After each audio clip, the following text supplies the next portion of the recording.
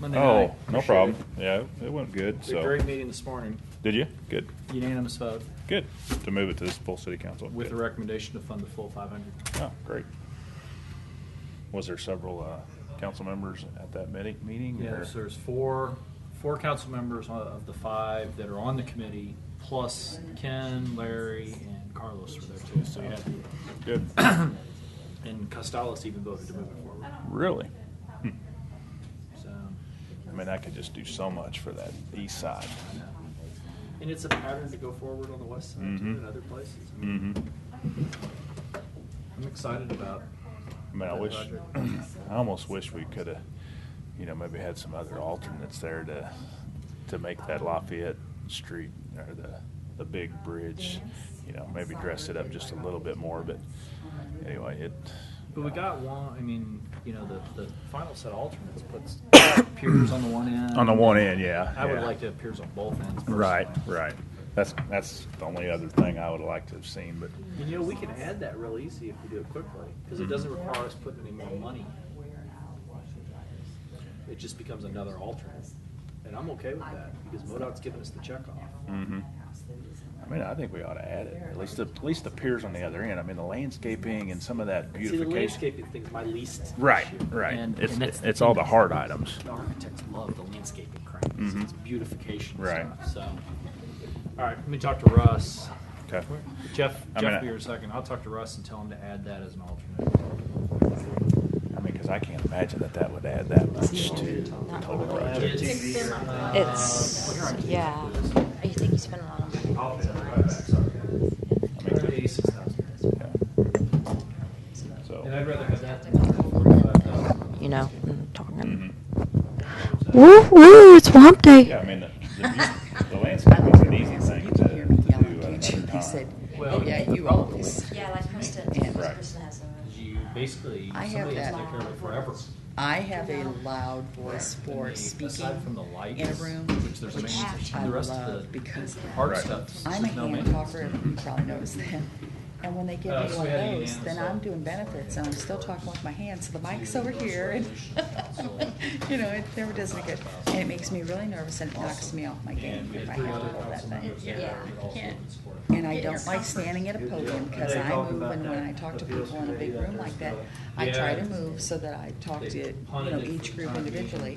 And if you got a mic, it's just, yeah, it drives me crazy. The whole thing is just. So I always say, I talked to Janice yesterday. I was I trying don't wanna use this thing. didn't want to piss her off, but I was like, Oh, you love those. it's I stupid. hate Well, it. you I got to to comply with Kingston, this state. And Dr. Milne says you have handed to it do to me this. the other day, and There's certain said it things kinda that like this, and I they said, send down to us that we can "Y'all work hear me if I around. just talk to you?" When you got a Yeah, $5,000 we can always project hear because you. you want to add a wall, Bang. There you they're go. going to make you get a $1,000 Chair stamp and on guy. it. You're increasing the Yeah. price by 20%. IT That's ridiculous. Right. Why do you think people He don't want to jumped do up it to inside grab the it, city so I was limits? ready to roll. Or why do you think they even I'm ask? thinking, Yeah. okay, all It's easier to yours. ask forgiveness Then than Doc came back and talked to the cheaper. very end. It is. Well, There's no they're question. just not letting them do it. But he's Yeah. not. So All right, I'm call thinking- commission to order. Do we have any minutes reports? I do. I have the collector's fees and the sheriff's fees for April.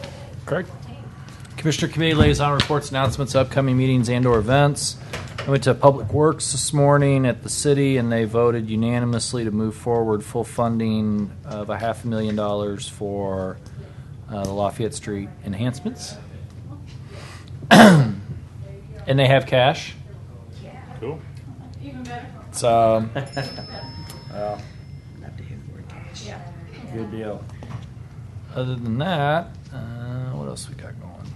Tonight is the Stadium Edgewood Frog Hollow hearing at 2310 Hyde Park. If you guys get a chance just to drop by, I would encourage it. Otherwise, no big deal.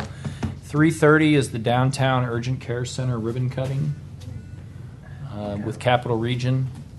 I don't know if you guys are available, but if so, never hurts to be there, right? No, I don't think I'll be able to make it. I've tried, but I'm gonna be doubtful too, but All right. we'll see. I asked Christy to come. She has a she said she would try to come. Shirts has a meeting. I've encouraged him to come. If you can think of anybody else, Debbie, will you tell them to? Ribbon cutting at 3? 3:30. 3:30. You know where that's at? Not really. Right across the alley from Madison's. Oh, okay. It's an urgent care clinic downtown, fully staffed. So you'll no longer have to get in your car if you're sick downtown. That's nice. You can walk down the street. So you'd been to the one out on Edgewood. It's the same effective concept. Mm-hmm. They'll have doctors, they'll have nurses, everything. So, They'll be here later. We had Campbell yesterday. Nothing really crazy there. Next month, I think we're going to be talking about the, I guess the MOU, and probably talk about trying to get some more representation with Taos and Lawrenceville coming in. So that should be some more interesting talks, because right now the small communities only get one representative, and it kind of alternates between Old Summit and St. Martin. St. Martin's. Old Summit definitely wants back on there. Brian Crane's actually been at the meetings in place of Callaway County's rep, so he's had his voice and vote there, but he'd still like to have their seat, so I don't see him adding another seat, because if we had one seat for them, Jeff City's going to want to add another seat, because they still want to have control of the yeah. board. Good luck with that. So next month, I might be trying to find something to do, and you can go in my place. Am I your alternate? I don't know. I don't know. I could tell you miss those meetings. When is next month's? No, I'll be there. I'm Oh, not okay. worried about it. If you need me to cover one, if I'm the alternate, I'm happy to do it. You're going out there, and you're. I will even volunteer to serve as the chairman next year. As long as you're my backup. That's why I don't miss any meetings anymore. Yeah, you don't want to be the one left out, do you? Yeah, Solid Waste Management District. I wasn't at that one too, and was vice chair of that one, which luckily. I guess on that MMRPC thing that you had circulated the other day, Yep. I guess Larry's probably more in tune with that since he's on the TAC Yeah. Transportation Advisory Committee. So We can talk about it later on. Yep. It's something different we want to talk about. All right. You guys are up. Let's Awesome. talk about healthcare. You betcha. I don't know. Maybe let's not talk about healthcare. You tell me. Thank you very much for the invitation to come up and visit. Wish everybody a good Memorial weekend before we get there. Be safe. In the packet, really today is just a brief overview. Number one, legislative update on the left-hand side that we'll go through first. That gives you an idea of the final reporting on the employer pay or play mandate. And then we'll go through some high-level reporting on the partial self-funded claims review. So on the left-hand side, the healthcare reform bulletin, I'm going to hit this pretty high level. We talked to Debbie about this already, but the very top bullet point on the left, on March 5th, 2014, the IRS released final rules on the Section 6055 reporting requirement. That's just 6055 is the section of the Internal Revenue Code where the employer pay or play mandates are addressed. Right below that, the reporting becomes effective in 2015 with the first returns due in 2016. So this was supposed to be going into effect 1/1/14, where if you didn't provide coverage to employees that had a certain value and was affordable, there was a potential penalty to the employer. That was pushed back to 1/1/15. We've been waiting for information on what they're going to require the employers to complete. So if you open up the page to the second page, and highlights on the left-hand side, just again, so the commission has an understanding of what's going to be required on behalf of the county. Information required to be reported. The bullet points there is the name of each individual enrolled, and your minimum essential coverage is what MEC stands for, basically your group health plan. The name and last known address of the primary insured, tax identification number, and number of months of coverage for each individual under your policy, and a catch-all of other information specified in forms. And we are waiting on we're waiting on publication of these forms. We know it is a 1095C form, but we don't have that yet, and Brent mentions that up here as far as the actual form. So as we get that, we will get with Debbie. On the right-hand side, the bottom, the other additional highlights, that gives you a snapshot of what is going to be reportable. When is it due? Reporting entities must file the Section 6055 information return with the IRS by February 28th or March 31st to file electronically of the year following the calendar year of the health plan. So this starts 1/1/15. That's when you'll start tracking and so forth. We'll be able to help you with that. UMR, your TPA can help track that. It'll be due the first quarter of 16.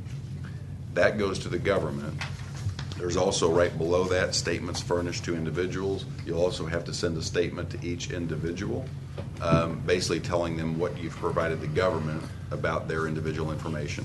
That has to be sent out by January 31st, so we would recommend that that goes out with your W-2s. So we'll help with all of that, so it's not till first quarter of 16, but the clock starts 1/1 of 15. And the county's going to be in great shape because you all pay the bulk of the premiums. Your plan's going to be minimum value. I mean, you still provide a very nice benefit package. So we don't see any penalties there, although keep in mind that another part of the law is that you do have to offer this coverage to all employees working 30 hours or more. So the government has said that it used to, you could use your own discretion there. You could say 40 hours a week, 34, 36 hours a week, 32 hours a week. Well, now the government's saying they're classifying FTEs, full-time employees, as 30 hours a week or more. So the strategic planning would be, do you have anybody that's working more than 30 that you do not currently provide coverage to, and realize that you're going to have to at least offer it to them, they don't have to take it, or you would cut their hours back and get them below 30, which is what some businesses are doing to avoid the potential penalty. What about affordability? Affordability, it's based on, there's 3 different measurements, but the most general one is that it doesn't cost your employee more than 9.5% of their adjusted W-2 income for employee only. What is coverage. adjusted W-2 income? It would take off for any money coming out for retirement, any money coming out for their own insurance premiums. So if Randy makes $30,000, but I've got $2,000 coming off for retirement and my insurance cost, and I'm at $28,000, it's going to be 9.5% of that $28,000. Are we running tests on those numbers? What's the penalty? The penalty is if you had an employee that it cost them more than that, again, for employee-only coverage, has nothing to do with family, and if they stay on your plan, there's no issue. If they say, thanks, but I can't afford it, and they don't go out and buy their coverage, no issue. But if they say, I can't afford it, and they go out to the individual exchange, purchase coverage, and get a federal tax credit, there's a $3,000 penalty. For that employee Only. or for all the For employees? that employee only. Okay. Are there any of the penalties, because I'm hearing a lot of different conflicting things, are there any of the penalties that apply to your entire employee base? If you all did not offer coverage at all, it would I know, I'm be talking about it, $2,000. let me rephrase that then. If we offer our current set of coverage, if we have a problem with one of these new requirements that's in there, the affordability, the 30-hour, are there any penalties that apply across the entire employee base if you mess up with 1 or 2 or 5 or 8 employees?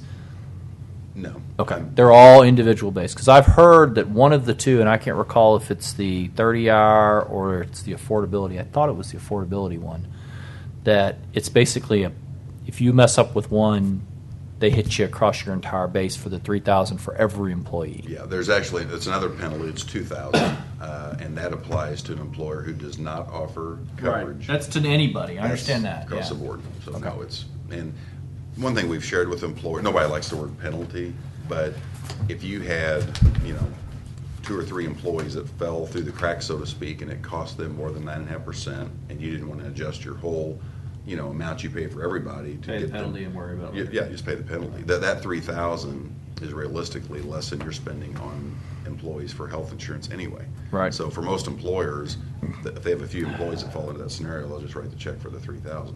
Now it's not tax deductible if you're a taxable entity, so there's a little more cost there. But And there's a 5% leeway off the number of people too. right? yeah, and you have to offer your coverage to 95% of your eligible, which you all offer to 100% of your eligible. So. And it's formula from the gross to the retirement to the insurance. Currently, Is it nobody just the pays insurance for the anything, employee really. Yes, that you We do consider, pay. Not family coverage. correct. It's only for your employee, but we do pay. Are some people pay for just employee coverage? No, not yet.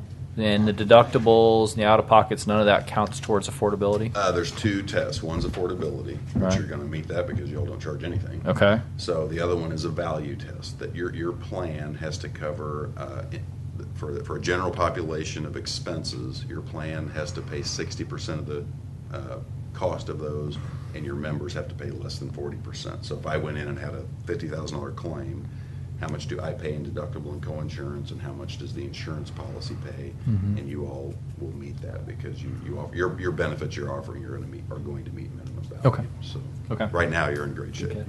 So there's no concern at all with it right now because you all pay all the premium. I just, I won't be here for any of the problems that occur, but if they occur, I don't want to see them happen. I want to make sure the problem I see is it's all shifting, and we can't figure out what we're actually supposed to do or not supposed to do. And my concern is something will mess up on a report because they shifted the ground on us. Right. When does the 30-hour requirement kick in?